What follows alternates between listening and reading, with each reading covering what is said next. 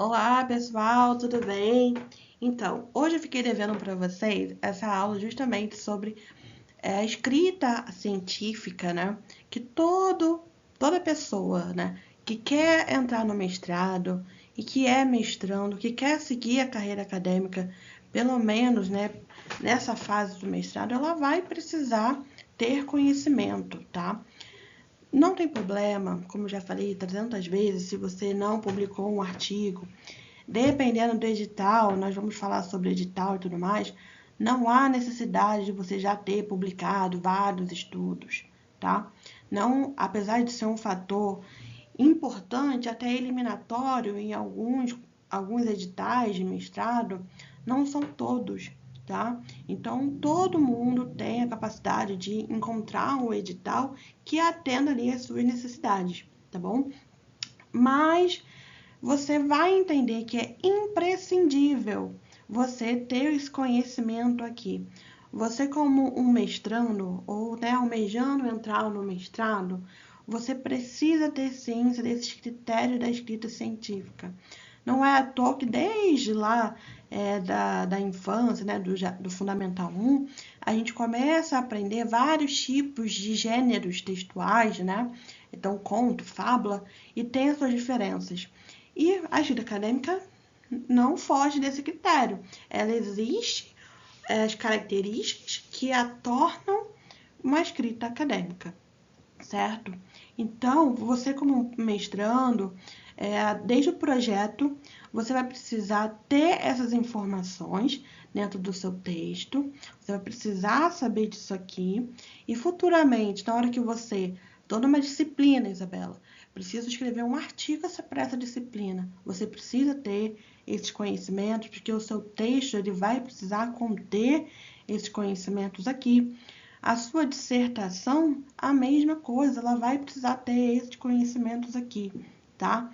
Então, nesse desafio, essa aula eu considero como imprescindível, porque sem isso aqui não existe projeto, não existe artigo se você quiser aumentar o seu currículo Lattes, e você não vai conseguir sustentar a sua vida acadêmica no decorrer do mestrado se você não souber esses critérios aqui, tá? Então, a escrita acadêmica ela vai passar a se ter alguns pontos, né? Pelo o tipo de linguagem, a estrutura textual, as características da escrita, as normas e padronizações, ética e objetivos da escrita, tá bom? Então você vai conseguir perceber que toda vez que você lê um artigo, que você lê um texto acadêmico qualquer, você vai conseguir olhar para ele e identificar essas características aqui.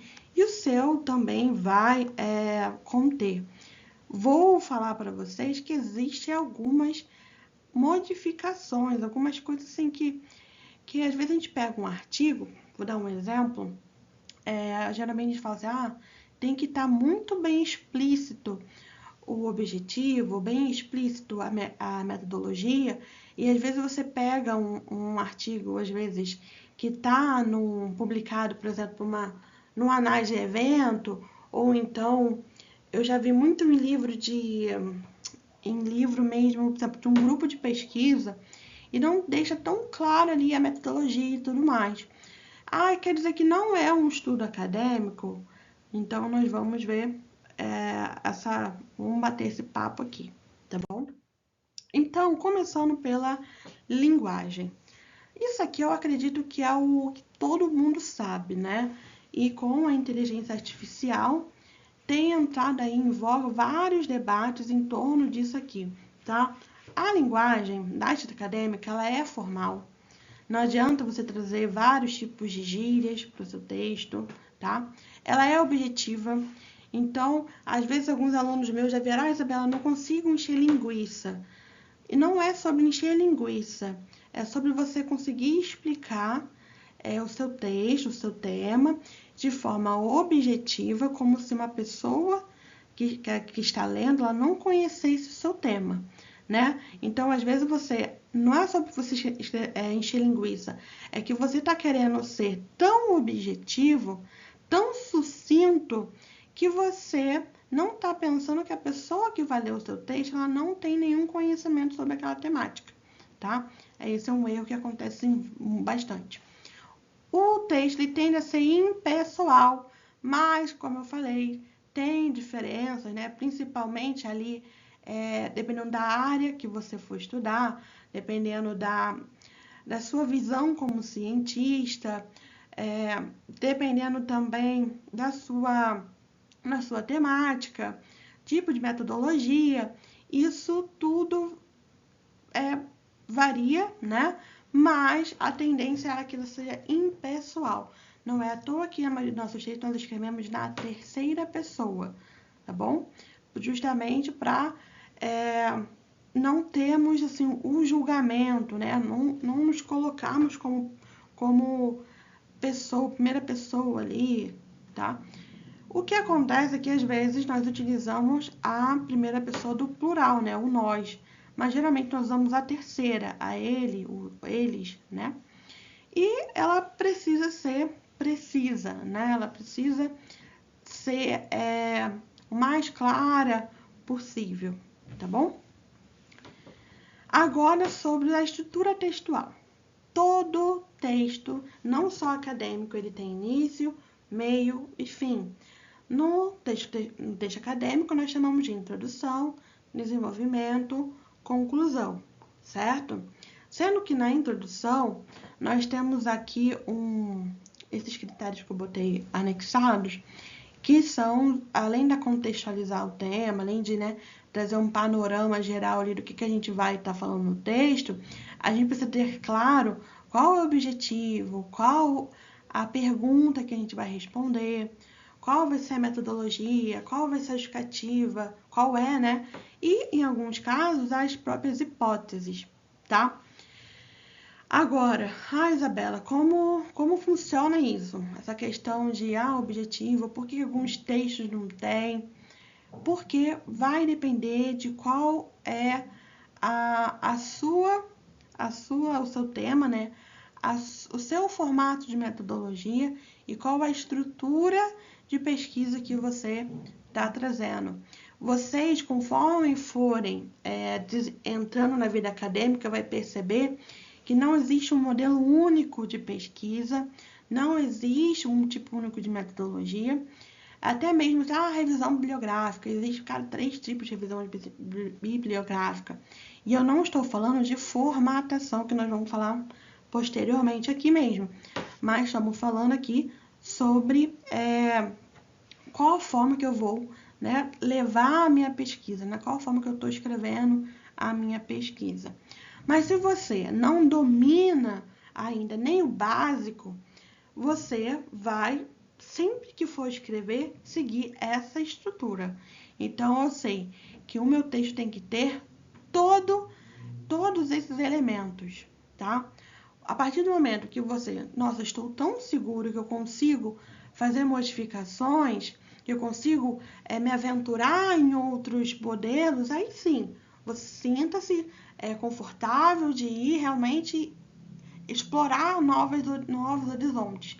Enquanto você ainda está iniciando, quando eu perguntei lá no perfil, vocês sabem, né? Até postei, o pessoal foi lá no meu direct e respondeu, poxa, não sei, eu vou aprender. E vocês estão aqui justamente para isso, né? Para aprender e tudo mais.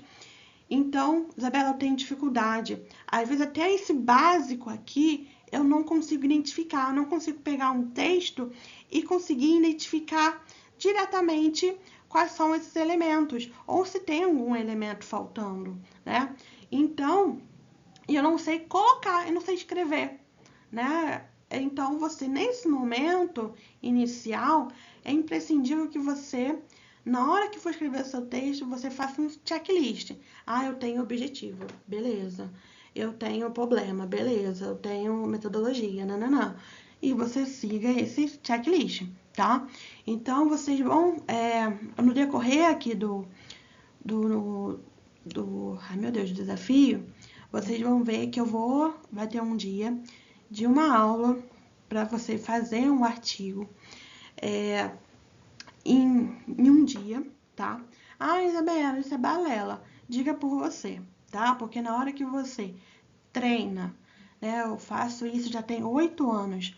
Na hora que você treina o suficiente, você domina esses elementos aqui, você consegue fazer muito mais rápido. Claro que vai depender do tipo de pesquisa, né? Por isso que vai ter um modelo, vai ter uma metodologia específica que eu vou trabalhar aqui e vou fornecer esse checklist para vocês, tá? Mas aí vai ser no decorrer das aulas, então entra lá no grupo para vocês não perderem e poderem baixar, né, o PDF com o checklist, tá bom? Então, essas informações geralmente já estão inclusas dentro da introdução, junto com a contextualização lá da pesquisa. E o desenvolvimento a gente traz ali, geralmente, né, a gente vai falar um pouquinho mais depois, sobre a questão teórica, a fundamentação, qual a base da sua pesquisa e a pesquisa em si, tá? Que são coisas diferentes, qual a fundamentação e qual a pesquisa. A conclusão, então, onde que você chegou, né? Se você atingiu seus objetivos, o seu problema, as hipóteses, tá? Resumo e abstract. Então, apesar do resumo, quando a gente pega um texto acadêmico, estar no início, ele é a última coisa que nós fazemos. Por quê? Como é que você vai resumir uma coisa que você não fez ainda, né? Então, dentro do resumo tem que ter o objetivo, tem que ter a justificativa, a metodologia, o resultado, tem que ter a conclusão. Então, como que você tem uma conclusão, um resumo de uma conclusão que você não fez ainda? Então, geralmente, a gente deixa por último, apesar de estar escrito lá em cima, tá? E as referências? Nós vamos comentar sobre isso aqui, mas referências por quê? Todo texto, ele tem um início, um meio e fim, e ele dependendo ali da metodologia, revisão bibliográfica, fundamentação teórica, ele é pautado em base em outros autores. Então, você não pode estar citando, utilizando ideias de outra pessoa sem fazer a citação correta, sem fazer as referências corretas, tá? E é por isso que nós vamos entrar agora na característica de escrita. Nós comentamos algumas coisas, mas eu tenho ali também a minha oficina, Escreva Mais, Sem Plagiar, que eu vou dar até um novo nome, porque agora a gente precisa trabalhar também com a questão da IA, né? Porque a IA, ela veio com um facilitador, porém, eu tenho visto textos assim, que se eu estou vendo, né? Eu tenho alunos do Brasil inteiro, tenho alunos de fora do Brasil, e vejo assim uns textos, por exemplo, não adianta você pegar, porque isso já aconteceu, tá? Você pegar um tema, falar assim, ChatGPT, me dá os tópicos A, B, C. Te dá os tópicos do tema. Aí você bota lá, escreva sobre isso, copiando e colando aqueles tópicos que ele te deu. Aí você fala, esse texto tem algum daqueles critérios que a gente falou? Não tem, tá? Não tem. Então, ele não é considerado um texto acadêmico. Ele pode ser uma narrativa, ele pode ser acho que nem jornalístico se encaixa, mas não é acadêmico também, tá? Então, vocês têm que ter cuidado com isso. Agora, o texto acadêmico, na hora que você for escrever, além daquilo tudo, você precisa ser claro, né? Com coesão. Então, não adianta você, por exemplo, escrever um parágrafo sobre uma coisa, no seguinte, você está escrevendo uma coisa totalmente diferente. Às vezes eu pego o aluno, que o orientador até comentou assim, faça a junção, use conectivos, porque o parágrafo de cima tem que fazer sentido com o parágrafo de baixo, tá? Tem que ter coerência, né? Coesão e coerência, tem que fazer... Basicamente, a coesão e coerência é fazer sentido. Você trazer o seu texto de uma forma lógica, tá? Você conseguir desmembrar a sua escrita de uma forma lógica. É por isso que a gente tem algumas... eu ia falar alguns bizus, algumas formas de a gente estar escrevendo, ou melhor, vou dizer assim, uma forma de a gente preparar a nossa escrita para, na hora de realmente escrever o texto, já vir, né, fazendo ele o mais lógico possível, ao invés de a gente ficar costurando, né? E fazer ali um TCC Frankenstein, que a gente chama, né? Você vai colando vários pedaços aí no final surge um texto. E não é sobre isso, tá? E nem ficar utilizando o chat GPT e qualquer outra inteligência artificial de forma desenfreada, porque ele vai te dar um texto até assim, lógico, se não tiver com informações erradas e tudo mais, porém, pode estar te causando ali um texto totalmente genérico, um texto totalmente sem esse critério científico, tá? Então, vocês têm que ter cuidado ao utilizar. Ah, Isabela, você é contra? Não, gente. O mundo acadêmico, tá? Não é só no Brasil, no mundo inteiro, principalmente, já, já entendeu que o uso da inteligência artificial, ele vai ser usado, sabe? A gente parte agora do momento que a gente está pensando o seguinte: qual a maneira ética de utilizar, qual forma vamos utilizar, como que isso se encaixa dentro da metodologia, tá? Então, assim, é claro que no Brasil, acho que, como eu tenho muito contato com alunos de várias faculdades, essa parte ainda é rudimentar, mas tudo que chega lá fora geralmente chega atrasado aqui pra gente, né? Então, acredito que a gente vai caminhar, então tem muito congresso, tem muito debate ainda para ser feito nesse quesito, para a gente poder avançar. Mas eu já estou partindo da ideia que vocês vão utilizar e que vocês precisam utilizar de maneira correta, tá? E fundamentação é concisão, né? Concisão é aquela parte de ser conciso, de ser objetivo. Você vai ser objetivo, gente, daquela maneira que a gente entenda, que você fale tudo o que é necessário sobre o seu texto, tá? Sobre o seu tema. E fundamentação teórica. Fundamentação teórica é um negócio, assim, eu gosto de fundamentação porque ela já te remete à ideia que você está se fundamentando, você está criando uma base em cima de uma teoria, tá? Porque a fundamentação teórica também recebe o nome de revisão bibliográfica, de marco teórico, revisão de literatura, que eu acho que pode, essas outras formas de ser falada, né, pode te remeter a vários outros tipos de coisa, outros tipos de escrita acadêmica e tudo mais. Agora, a fundamentação teórica, não. Você consegue entender que é fundamentar, né? Então, toda pesquisa, ela parte de uma fundamentação teórica. Nenhuma pesquisa, independente de qual seja, ela surge do nada, né? Ela tem uma base de teoria. Então, mesmo que a sua pesquisa seja você foi na escola, fez um projeto na escola, você vai fazer entrevista, você vai fazer alguma coisa no laboratório. A partir disso tudo, mesmo que seja assim, mesmo que seja, né, a gente chama de uma pesquisa prática, uma pesquisa empírica, você está partindo de uma fundamentação teórica.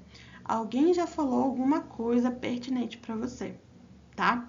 Então, quando eu falo fundamentação teórica, eu estou querendo dizer que dentro do seu tema, dentro do seu contexto, alguém já produziu alguma coisa, tem algum autor clássico, tem alguém que lá atrás foi fundamentando o caminho para você chegar na sua pesquisa hoje. Isso é fundamentação teórica, tá? Então, no mestrado, vocês vão entender. Geralmente no mestrado não existe, tá, uma tese totalmente bibliográfica, a não ser que você faça no direito, né? Mas mesmo no direito, em letras, coisas assim, tem uma parte que não é só revisar a literatura, tá? Tem uma parte assim mais prática, mais mão na massa, não que isso não seja, mas por exemplo, vou analisar parte da Constituição do Brasil, ou vou analisar o texto, o livro, né, de fulano de tal. Então, gente, desculpa esse barulhinho, mas é porque o meu computador, ele tá ruim. Eu tava pensando nele agora e ele começou a dar esse barulho. Mas continuando. a gente sempre tem uma parte prática, mas essa parte prática, ela só vem depois dessa fundamentação, tá? E é onde a gente precisa entender, ler os textos, conseguir fazer fichamentos, conseguir fazer uma leitura crítica daquilo, desse texto, tá? Dialogar com autores, que é uma coisa que eu vou trabalhar depois, inclusive na parte de prova, tá? Porque na parte da prova, para quem é meu aluno, eu dou esses bisuzinhos, porque é necessário para você fazer uma boa prova, tá? E aí, na hora que você estiver escrevendo o seu texto, vai depender, óbvio, da instituição, ou da revista, ou do congresso. Você vai precisar formatar esse seu trabalho. E aí, cada um tem a sua norma, tá? As básicas são a norma BNT, que a gente mais conhece, porque ela é brasileira, a APA e a Vancouver. Mas tem revista que tem essa própria formatação. Aí ela te manda um templatezinho lá no Word, aí você vai escrever o seu texto seguindo aquele modelo. Mas eu, Isabela, geralmente recomendo o seguinte: a BNT ela tem uma facilidade que ela deixa o autor já no texto, né? Então, para você transformar para outra formatação é muito mais fácil. Então, eu sempre recomendo, escreva no formato ABNT, que depois você passar para outra é muito mais fácil, tá? Por exemplo, a Vancouver. Se você escreveu uma forma, aí você pediu, putz, meu orientador corrigiu, ou então eu decidi acrescentar alguma coisa, meu filho, da onde você mexeu para baixo, esquece, morreu tudo, acabou o seu texto, acabou a sua formatação. Então, eu, Isabela, sempre recomendo fazer BNT para depois você fazer a mudança, tá?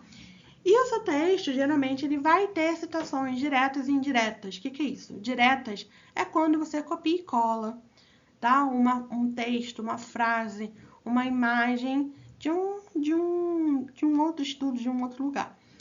Agora, Isabela, isso é errado? Não.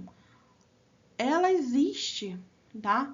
E existem regras para ser considerado... Gente, sério. Fofoca da minha vida. Eu tenho um vizinho aqui, gente, que sem sacanagem. Foram chamar aqui, o cara ficou 10 minutos buzinando. E hoje não é a primeira vez, nem a última. Aí os caras já pedem tanto, já vem tanto aqui, que já ficam um pau da vida. Mas enfim. As citações diretas, elas existem. Só que você precisa fazer tanto a citação no texto de forma correta, quanto colocar lá nas referências, na lista de referências também de forma correta. E a indireta, ela é o quê? É quando você explica com as suas palavras aquela teoria, aquele autor e tudo mais. Ah, tá errado? Claro que não. As duas estão certas. E você, inclusive, pode mesclar. Isso traz riqueza para o seu texto, você mesclar esses dois tipos. O que a gente tem visto hoje em dia com o uso da inteligência artificial? Até acontece, tá, do pessoal botar autores reais e aí a inteligência escreve a partir deles. Mas a gente vê textos que estão cada vez menos com citações indiretas, tá? Porque a IA, ela não coloca, ela pode colocar, tá? Mas sempre bom revisar também quando ela utiliza. E a pesquisa precisa ser ética, galera. Olha, eu tenho fofoca master. Na minha época de graduação, no último período, eu fiz EAD. EAD não. Foi a pandemia, então a gente estava fazendo online. E teve a minha professora tinha um ajudante que era mestrando, ou já ia para o doutorado, alguma coisa assim. E o que aconteceu? Sei que ele foi apresentar um trabalho, e ele apresentou aquele trabalho que era a dissertação dele de mestrado. Uma outra professora de outra faculdade estava nesse congresso, e ela achou muito parecido com a pesquisa da aluna dela. Posteriormente, ela entrou em contato, né, viu a dissertação dele e confirmou o plágio. Confirmou que ele tinha utilizado, sendo que essa pessoa já estava, né, quando isso ocorreu e tudo mais, ela entrou com o processo, ele já estava no doutorado, ele já era concursado, então ele ia perder muita coisa. Então tá ainda em processo acadêmico, isso já tem alguns anos, para saber o que vai fazer da vida dele. Então, gente, plágio é uma coisa muito séria, tá? Mas como que evita plágio? Gente, fazendo as citações corretas, citação direta e citações indiretas, da forma correta. Lembre-se, IA não é plágio, é outra coisa, é o uso de inteligência artificial. Hoje em dia, sempre ocorreu essa dúvida, tá? É normal, eu tenho 4 anos só na internet, vai fazer 5, e todo ano é a mesma pergunta. Agora tem ainda essa dúvida do IA e do plágio. É que alguns programas de plágio, ao invés de eles dizerem, isso aqui é inteligência artificial, eles botam como plágio. Mas plágio é você utilizar, né, a informação de forma errada de outro autor, tá? IA é quando é produzido por inteligência artificial. Então você precisa ter clareza entre essas duas coisas e ter cuidado com essas duas coisas, tá? Citação de fonte, conversão, ter transparência, metodologia, porque, gente, uma coisa extremamente importante que vai dizer que o seu texto ele é científico é a sua metodologia. Não sei se vocês estudaram, eu sei que tem que ter uma matéria de metodologia nos cursos de graduação, mas a metodologia, ela é basicamente o como que foi feita a sua pesquisa. O como é essencial. No método acadêmico, científico, é aquela questão de você poder replicar. Então, uma outra pessoa pode vir fazer as mesmas coisas que você e ela tem que chegar no mesmo resultado. É por isso que existem muitas pesquisas que são refutadas. Não sei se você já ouviu falar. Porque às vezes, por exemplo, uma faculdade X, uma faculdade Y, tem 2 pessoas que estudam o mesmo tema. Aí a pessoa da faculdade X encontrou um achado e a pessoa, poxa, achei esquisito isso aqui. Então ela replica a metodologia para ver se condiz, né? E se ela encontrou alguma coisa diferente, ela pode vir escrever a refutação dessa pesquisa, tá?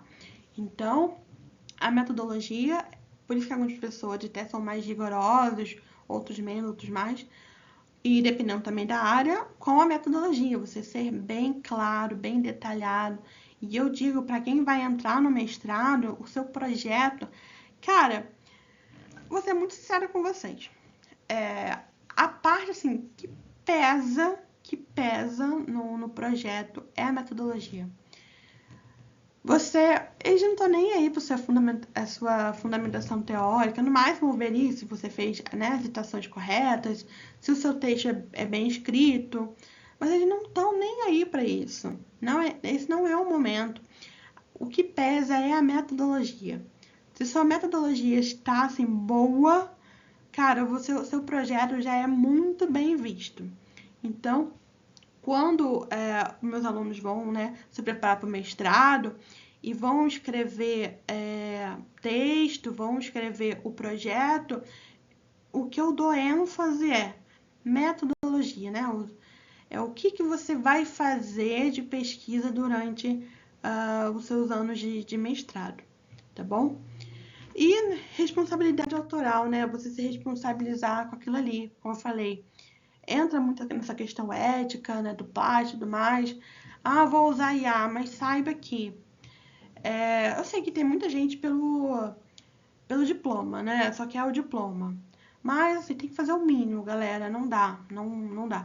Eu mesma, eu passei por um período de muita dificuldade, assim, que estava sobrecarregada. E eu falei com a minha antiga orientadora, da iniciação científica na graduação. E eu falei, caramba, olha, eu tô pensando em desistir, porque tá ficando muita coisa pra eu fazer. E ela falou, tipo, cara, não desiste, sabe? A gente dá um jeito, a gente consegue arrumar um jeito pra te ajudar nisso. Então, porque na pesquisa, no mestrado, gente, nem que você faça o mínimo, mas tem que fazer o mínimo bem feito, tá?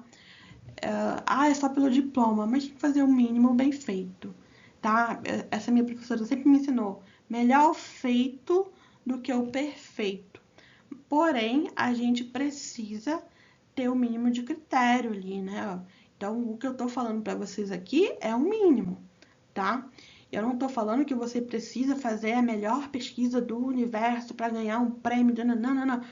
Mas, cara, se a sua pesquisa não tem isso aqui que a gente está conversando, esquece, tá? E claro que toda pesquisa ela tem um objetivo.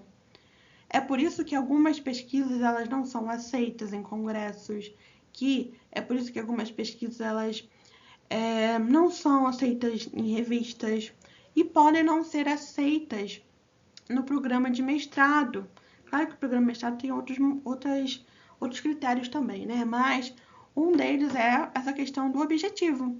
Então, qual é o objetivo da sua pesquisa? Qual é a sua justificativa? Claro que tem uma justificativa pessoal, né? Por que você decidiu escrever sobre aquilo, pesquisar sobre aquilo? Mas qual é a justificativa? Qual a relevância? Eu gosto mais dessa questão. Qual a relevância da sua pesquisa para o meio acadêmico, para a sociedade? Você tem que pensar o seguinte: a maioria,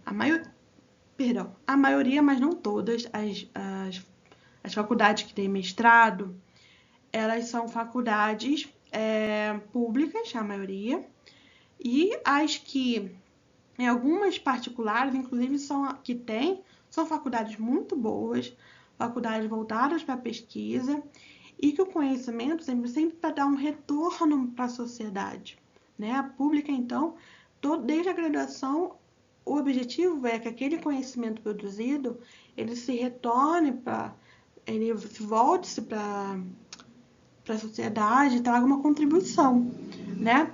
Então, a sua pesquisa precisa ter, né, uma relevância acadêmica para o meio acadêmico e uma relevância para a sociedade, pelo menos, né? Por exemplo, não adianta nada. Por que no mestrado a gente não faz revisão bibliográfica? Gente, para que eu vou fazer uma revisão bibliográfica? No mestrado, você já tem 30 graduandos fazendo isso, né? Qual é a diferença? Já é um mínimo, a gente faz uma funilação, né, de pessoas. E para que esse pessoal? Eu vou querer lá no mestrado repetir aquilo que a pessoa fez. Às vezes, nenhuma revisão sistemática, que é mais complexa. Claro que não. Eu preciso ter uma relevância naquele meu estudo, né? Fazer algo, não é algo, ai meu Deus, vou reinventar a roda. Não, mas por exemplo, olha, eu vou fazer uma pesquisa, um questionário com esse grupo aqui, com essa escola, com essa academia. Não precisa ser nada a ser complexo, tá? Como eu falei, né? Não precisa ganhar, reinventar roda, ganhar prêmios, não. Mas, por exemplo, vamos dizer que você pegue 2 alunos e faz uma pesquisa com eles. O que você encontrar aqui já pode ser suficiente para você fazer uma comparação com uma outra pesquisa que está sendo feita em outra parte do Brasil ou em outro lugar do mundo. E aí, a partir disso, entender quais são as similaridades, quais são as diferenças, para a gente poder chegar numa conclusão, certo? Aí mora um pouco da relevância da sua pesquisa, seja no meio acadêmico quanto para a sociedade, tá? Então, como a gente estava falando, como um dos objetivos, né, é a gente, né, voltar para a universidade. Por isso que eu sou uma grande defensora da gente não precisar utilizar umas palavras extremamente rebuscadas. Não estou falando de usar gírias, estou falando de a gente usar palavras que são corretas, escritas da forma correta, na gramática correta, na ortografia e gramática correta, mas que uma pessoa que tem ensino médio, um ensino fundamental, ela consiga entender o que ela está sendo escrita. Diferente se eu quiser, né, brincar com as palavras e usar aí um vocabulário extremamente rebuscado que 5% da população brasileira tem acesso, tá? Então, porque a gente quer levar o conhecimento para as outras pessoas. A faculdade, ela quer que aquele conhecimento não fique ali dentro, né? Não é à toa que um dos três pilares da universidade, que é pesquisa, extensão e ensino, né? Então, a extensão é literalmente, né, se estender, sair da universidade.